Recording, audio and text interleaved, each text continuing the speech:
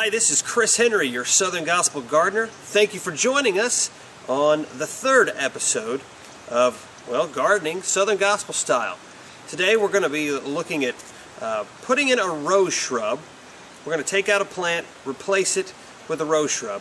And we're also going to be talking about one of my favorite groups, but a group that you may not have heard about, the Darts. One of my favorite songwriters is Tracy Dartt. He wrote God on the Mountain and many other great songs, and we're going to be talking about that today. So let's get to work. Let's start digging. Let's get our hands dirty, and let's talk some Southern Gospel music. So here's what we're going to be replacing today. This is what's called an ever-blooming gardenia, or in my yard, a never-blooming gardenia. As you can see, it doesn't have a whole lot of leaves. Usually these plants have a good number of leaves, and they have a lot of flowers. This one does not have a lot of leaves, and in 13 months of me living here, it has never bloomed. And so I'm not real fond of a plant that doesn't do what it's supposed to do. So what we're going to do is take this out and replace it. Now, what we're going to replace it with is a rose bush. So here's the specimen we're going to be using. Now this is called a Miss All-American Beauty. Now it's important which rose you get. You can get roses from nearly everywhere. Walmart, Lowe's, Ace Hardware. You can get them from just about anywhere. Here's the one thing that you need to keep in mind. Right here it says Rose Bush #1 grade. That's what you want to look for. If you get anything below that, it's not going to be a very vigorous grower. And what you want from a rose bush is something that's going to grow fast and hardy over a long period of time. And let me tell you what happens when you get a #1.5 or 1.5 grade or #2 grade is it just grows real small. Let me show you what it looks like. That's it. That's it. #2 grade rose bush. Now I didn't know any better when I first bought this.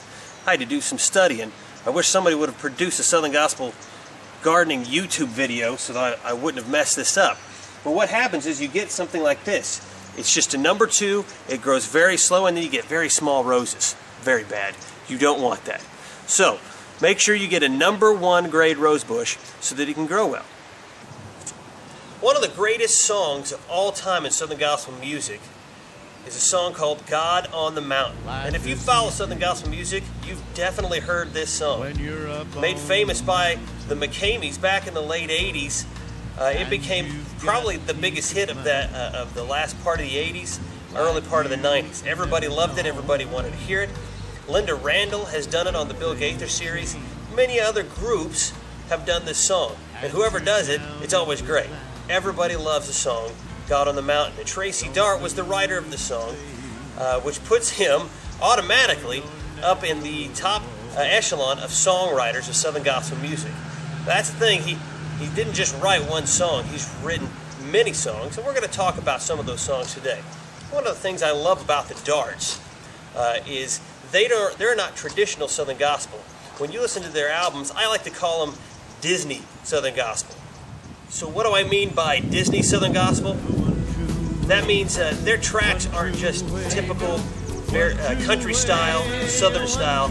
They really flare up their tracks and make their songs sound like they're from different countries, different genres. And it's very enjoyable. It's got a great variety. And of course, Tracy's one of the smoothest singers out there. So it's always a joy to listen to him. So over here we've got my never-blooming gardenia. And next to it, it looks like we've got some plants spring up from some bulbs.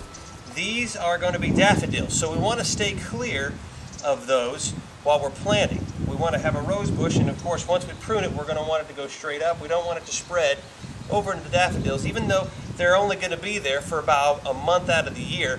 We certainly don't want to interfere with the color that's going to be coming from the yards. So we've got black bark surrounded this. We're going to need to spread it out, move it away, and that way we've got some shovel room when we dig this guy out. Have the bark cleared away. So what we're going to do is start digging this up. Now I'm guessing that by the way the leaves are, that the root system isn't going to be real extensive. So it should be fairly easy to shovel this out. I guess we'll have to see how it goes. And while I'm shoveling, I'd like to play for you a little music while I'm digging away, some of the variety that the Darts have in their music. Shed a little light on me and show me, Lord, what you want me to be. Bring forgiveness to this weary soul. Please, Jesus, won't you take control and shed a little light. Help me find my way and be what I should be. Won't you shed a little light, shed a little light, shed a little light. Boy, that was tough. This one came out pretty easy. You know, it came out so cleanly. I may try to plant it somewhere else up in an obscure area of my yard and see what happens in a different area where it doesn't get a ton of moisture like it does here. Maybe I'll put it in a dry part and see what happens. The worst that can happen is it dies. I'm going to throw it away anyway, so I might as well plant it someplace else. And it looks like I did this so fast that I didn't get to play a lot of darts for you. So we'll keep on digging that hole and play a little bit more music.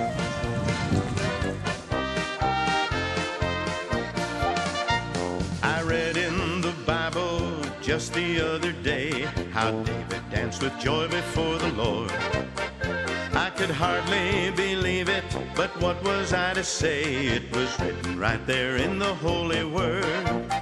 Us Baptists, you see, we never dance for weddings or for birthdays or even for romance. For joy we might be tempted, though we'd never take the chance. But I wonder if David danced the polka.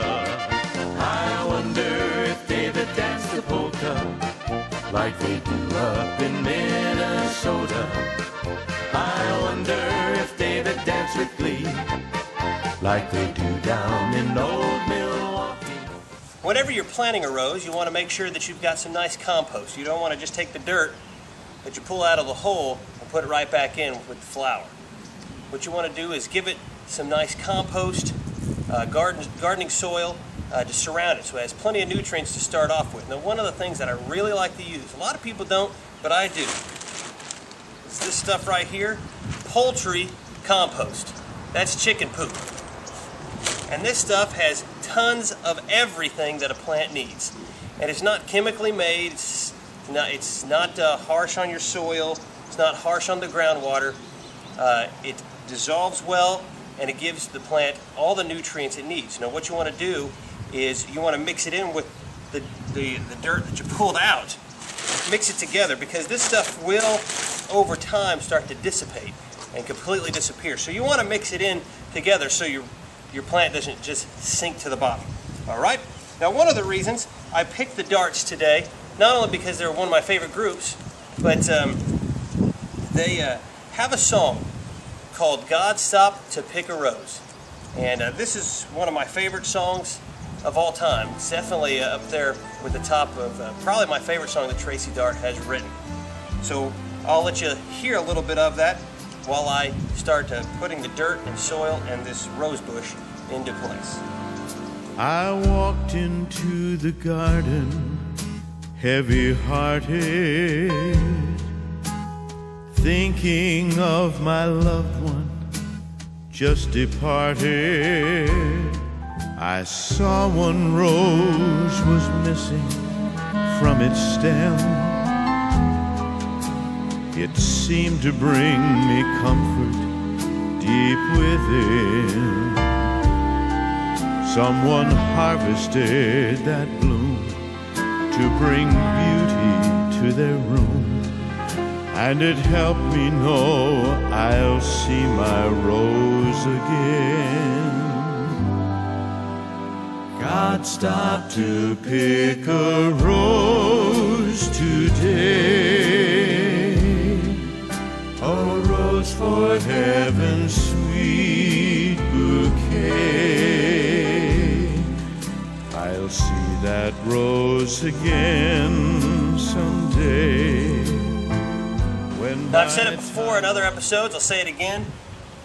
Always wear gloves, especially when dealing with roses.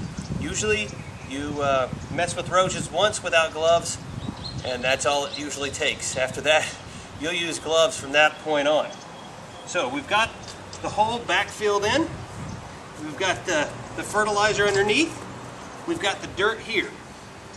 We want to get it just about level with the mound. And then what we'll want to do is take some color fertilizing food. Now this is chemically made, but I don't use a whole lot of it, but it does do well for roses. So I just get a little bit, just a little bit in my glove and spread it around the rose bush, not right on top of the root bud, because it won't need it. What you want it to do is grow first, and then as it reaches these nutrients later on in life, it'll take these nutrients and turn it into beautiful flowers. Now the Darts are comprised of 4 people right now. Tracy Dartt, of course, and his wife Sharon. They travel together. Stony Dartt is their son, and he's been traveling with them for years. They also have BJ Spear. He's been with them for about 5 years now. Now, recently, Tracy's had a lot of kidney issues to the point to where he's needed dialysis. And so he hasn't been on the road too often, and which is smart, because what I do for a day job is I work in the medical field, and I can tell you straight up, firsthand, and when you're on dialysis, you really don't want to be doing a whole lot. Now, recently, Tracy has been able to get a kidney transplant. He got a kidney transplant just a few months ago, and praise the Lord for that. He's doing great, and he's actually due to be at our church in just a few weeks, which by the time this video airs, he'll probably already have been at our church. And so we're looking forward to seeing him back on the road. It's been probably 3 years since he's been on the road, so we're very happy to have Tracy Dartt back singing live in concert. I recommend that you go to the Dart's website. You can go there and look at some of their music, listen to their music, download it, buy it. Also, if you like the song God on the Mountain, there's a website at www.godonthemountainlegacy.com, and they have a video about how it was written and the impact that it has had on countless lives, which I'm sure it has even impacted some of your lives. As you view this today, I hope that you've enjoyed me talking about the Darts, and if I've introduced you to them, then that's great. I hope you can go out and get some of their music, and hopefully you learned a little bit about roses today. Now, one of the important things that a rose needs is water. And of course, we've got a drip system here at the Henry household. So I just take that little clip, shove it into the ground, and that way when the water comes on, it's going to get its share of water. I'm going to leave it there. I'm going to let the sun shine on it, and let's hope that in a few years we'll have a good-sized shrub that's growing lots of fresh roses. Thanks for joining us. I'm Chris Henry, the Southern Gospel Gardener, and once again, thank you for being here today, and we look forward to doing a few more episodes in the future and giving you the lowdown, Southern Gospel, and gardening. See you later.